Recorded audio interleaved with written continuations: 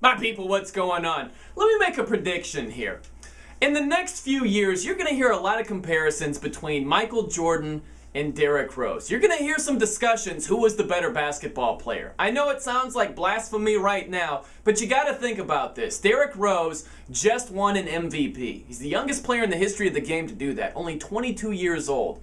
This guy is quick. He's explosive. He is showing signs of having the tools to be one of the greatest players in the history of the game. That's not overstating anything. He has got that type of potential. And plus, he plays for the Bulls. It's tailor-made for a comparison between the two. If you have Derrick Rose win a couple of championships in the next few seasons, if he has a couple of rings, if he's got a couple of MVP awards, those two are gonna be compared to one another. It's gonna happen. And something else, yes, I know that Jordan, Kobe, LeBron, those are comparable players in terms of size and game.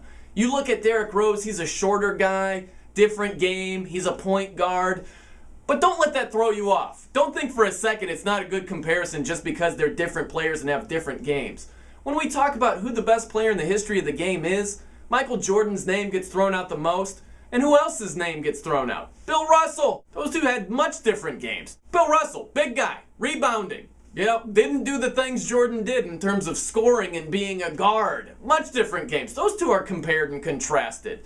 So don't let it throw you off that Jordan and D. Rose have different styles and different games. I'm just telling you this. In the years to come, if you've got Derrick Rose winning championships, winning MVPs, still in Chicago, you're going to hear those comparisons. I'm surprised you haven't yet, but believe me, it's coming. I'm Brian No, and that's a no-brainer.